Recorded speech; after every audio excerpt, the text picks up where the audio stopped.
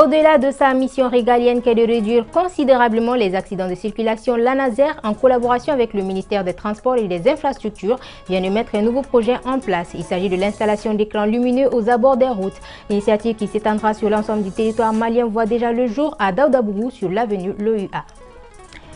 Mariam Ballo et Djanaba Kone sont pompistes, évoluant dans un secteur majoritairement dominé par des hommes. Ces braves dames ont fait le choix de s'investir elles aussi dans ce métier. Malgré de nombreux préjugés, elles entendent prouver à travers leur courage et dévouement qu'il ne doit pas avoir question de genre dans l'exercice d'un métier.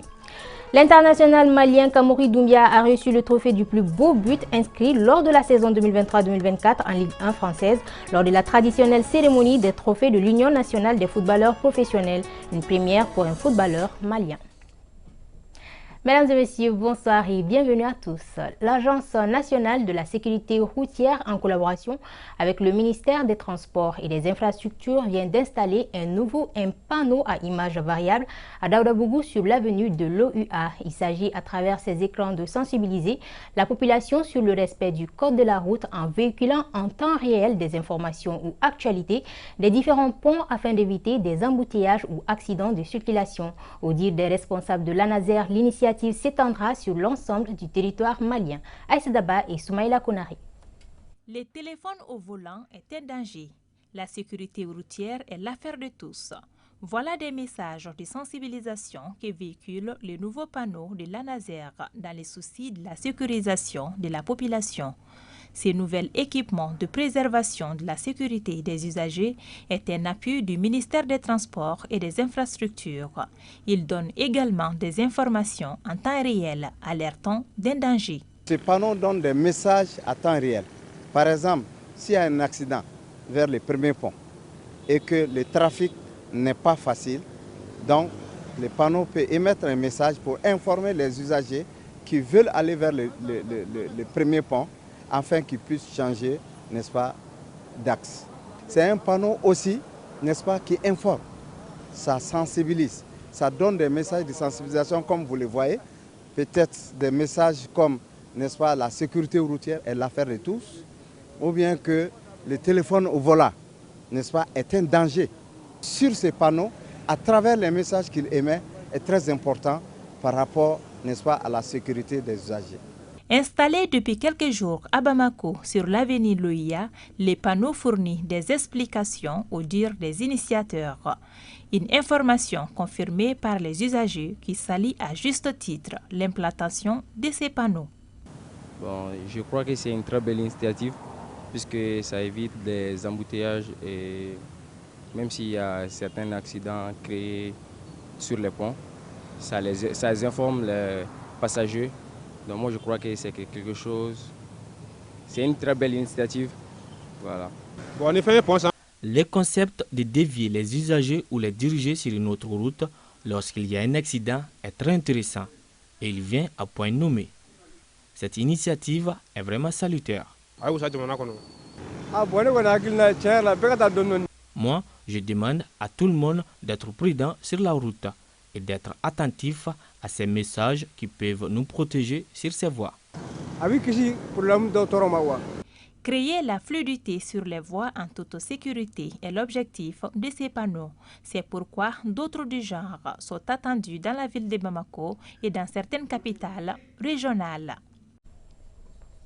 Ce soir, nous nous intéressons à la livraison à domicile, un concept nouveau à Bamako. La livraison à domicile est un service sollicité par plusieurs personnes. Au dire des intervenants, cette pratique facilite le déplacement au lieu de travail ou ailleurs. C'est un métier exercé par des jeunes en quête d'emploi. Reportage d'Ala Traoré.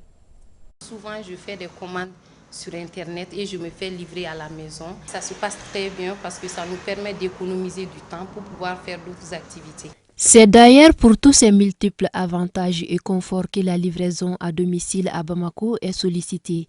Elle offre à cette jeune dame et à bon nombre de personnes un service tant recherché. Oui, c'est un service que j'utilise fréquemment parce que notre boulot consiste beaucoup à s'asseoir dans un endroit. Donc ça ne permet pas de faire beaucoup de mouvements. Maintenant, je fais recours chaque fois à des livreurs pour la nourriture, pour les habits et pour beaucoup de choses en réalité. Koulibaly Fatoumata Koulibaly est une jeune entrepreneur qui lutte contre la dépigmentation de la peau. Pour la réussite de son business, elle emploie 25 livreurs au service quotidien des clients. C'est parce qu'on travaille sur les réseaux sociaux, la vente en ligne. Donc il y a beaucoup de clientes qui demandent la livraison. Bon, l'avantage en est que ça nous permet de booster notre vente et puis d'élargir notre réseau. Il y a des clientes qui ne peuvent pas se déplacer. Il y a d'autres qui sont malades et qui veulent notre produit. Donc, les gens demandent à Kati, à Kalabangoro, à Kiribougou, on se déplace pour aller les remettre leurs produits chez eux-mêmes dans la famille. Au lieu qu'ils déplacent pour venir chercher les produits, nous on déplace pour aller les remettre leurs produits. Dieu merci, j'aime trop les livreurs. J'aime trop les livreurs car je nourris ma famille ainsi que beaucoup de personnes. Des surprises désagréables, des comportements douteux venant soit du livreur ou du client, des attentes non comblées de part et d'autre, tel est souvent le quotidien des pratiquants et clients de la livraison à domicile. C'est ça l'inconvénient. Il y a des livreurs aussi qui viennent nous voler. Par exemple, notre secteur d'activité est un peu compliqué. Si une cliente commande, si par exemple on est en promo, donc il peut voler des savons sans qu'on s'en rende compte, vu que la quantité est grande. Et puis mon gérant ne peut pas tout gérer quand moi je ne suis pas là. Oui, c'est très fréquent. Même l'autre jour, j'ai pris un, parce qu'il y a des savons de 2500. Il avait emballé 3 savons en me disant que c'est 7500, alors qu'il y avait un autre savon dedans qui était un seul à 7500. Bon, c'est toujours les mêmes choses. Car si tu es ici, tu peux appeler un client ici, arriver là-bas, tu ne les retrouves pas. Parce que surtout les femmes, vous savez que les femmes sont des mélangères. Donc ils préparent le repas de leur mari. Donc avec ça, bon, ça pose souvent des problèmes. Mais ça, ce n'est pas une difficulté. C'est le travail, ça est là-dedans. La livraison à domicile est un service existant depuis plusieurs années dans notre capitale. Et nombreux sont aujourd'hui les jeunes qui embrassent ce métier certes avantageux, mais non moins dépourvu de risques. Le métier de pompiste, nous en parlons également dans cette édition. Et ce soir, nous mettons l'accent sur ces femmes qui ont fait le choix de s'y investir. L'une de nos équipes de reportage est allée à la rencontre de Mariam Ballo et Djeneba Kone, toutes deux pompistes. Ces dames ont choisi de se frayer un chemin dans un secteur majoritairement dominé par les hommes. Avec beaucoup de dévotion, elles ont réussi à s'imposer et ne comptent pas s'arrêter en si bon chemin. Suivons le reportage de Astanso et Suleiman Keita. Avec dextérité et habileté, elles manient leurs outils de travail bien loin des stéréotypes liés à leur domaine d'activité. Elles, ce sont Djeneba Kone et Mariam Ballo, toutes deux pompistes depuis respectivement 2 et 4 ans. Un choix de vie qui pourrait laisser croire qu'elles fuient le chômage et pourtant, leur motivation se trouve dans leur volonté de servir. Je voulais faire quelque chose d'utile à la fin de mes études. Et le métier de pompiste m'a tout de suite séduit. C'est pourquoi j'ai porté mon choix sur ce métier. Il faut reconnaître que c'est un métier comme tous les autres.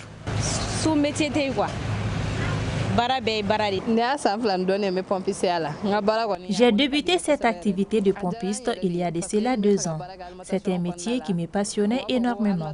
Avant de commencer, j'avais déposé des demandes dans plusieurs alimentations, mais je me suis rendu compte qu'être pompiste, c'était ce que je voulais. Aimable, joviale, respectueuse, déterminée, ce sont les qualificatifs qui ne manquent pas pour ce sexagénaire qui a eu le temps d'apprécier la qualité du service rendu. Mais les femmes sont plus dues encore aux pompistes que les garçons, parce qu'elles savent recevoir les gens, elles savent comment faire. Donc c'est la manière de faire qui fait qu'on reconnaît la valeur de la personne. Donc Moussouga Bara, Pompisia, à Kaine Alicheta Baraï. Bien qu'appréciées dans un métier où la jante masculine occupe une place de choix, nos pompistes ont également leur lot de défis auxquels elles doivent faire face. Être une femme, ce n'est pas si simple que ça. Certains se disent que nous voulons attirer l'attention sur nous, alors que nous voulons juste être aimables. Et d'autres pensent que nous voulons les arnaquer, ce qui n'est pas le cas. Dans ces métiers, il faut savoir gérer les humeurs de la clientèle. Il y a des jours où tu n'es pas forcément dans ton assiette, mais il faut prendre sur soi pour gérer les caprices de tout un chacun. Certains sont difficiles, surtout quand nous ne comprenons pas leurs demandes. Afin d'éviter tout traitement de faveur et créer un environnement propice à l'évolution professionnelle de l'ensemble des travailleurs, hommes comme femmes, tous sont soumis aux mêmes règles. Il faut reconnaître que les femmes peuvent exercer le même métier que les hommes. Donc, il est tout à fait normal que chacun soit soumis aux règles du métier. Toutefois, la clientèle semble bien plus apprécier les services des femmes. S'imposer et gravir les échelons sont les maîtres mots qui motivent Mariam et Djeneba. Elle, à l'instar d'autres femmes qui rêvent de faire carrière dans les métiers dits métiers d'hommes. La saison 2023-2024 de Ligue 1 française tire vers sa fin.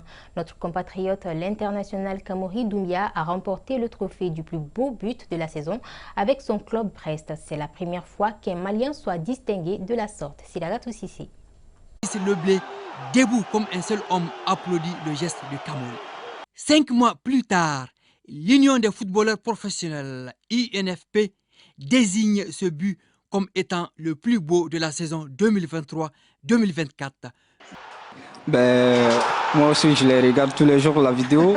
J'ai parlé avec le coach avant le match et il m'a encouragé. Je pense que c'était la deuxième fois que je sois titulaire et il m'a donné beaucoup de conseils. Donc, du coup, après, il fallait lui rendre la confiance qu'il m'a donnée. Il y a 6 buts à son actif. Sport toujours, le tournoi interscolaire Kenekan Foot a connu son épilogue samedi dernier. Au total, 32 équipes ont pris part à cette compétition, dont 16 de l'école fondamentale et 16 du secondaire. Placée sous le thème Engagement citoyen pour la paix et la stabilité au Mali, cette finale à 2 coupes s'est tenue sur le terrain de Manyambougou. Reportage Idrissa Barayogo. C'est dans un tourbillon d'excitation et de passion pour le sport que la 4e édition du tournoi de football interscolaire Kenekan Foot a atteint son apogée. Pour le niveau fondamental, l'école de Djanegela, habillée en rouge, était face à celle de Manyambougou. Quant au niveau secondaire, la finale a mis aux prises IFP Sab en blanc à Ilanifia. Dès le coup d'envoi, les 2 finalistes se livrent à une bataille sans merci, démontrant une habileté technique et une détermination sans faille. Les 2 matchs se sont soldés 1-1 et 0-0. C'est dans les sciences des tirs au but que l'école Djanegela et Ilanifia ont finalement remporté les trophées. Ça, c'est la 4e fois de la compétition Kenekan Foot. Et aussi, c'est notre 4e trophée encore. Donc, je ne fais que remercier mes joueurs, je ne fais que remercier aussi mes élèves. Kenekan Foot est une initiative vraiment qui est mise en place entre les établissements scolaires et secondaires et fondamentaux pour sensibiliser les uns et les autres à la citoyenneté. Ce tournoi restera gravé dans les mémoires comme une journée de passion, de compétition et de camaraderie entre les établissements d'enseignement de la commune 6.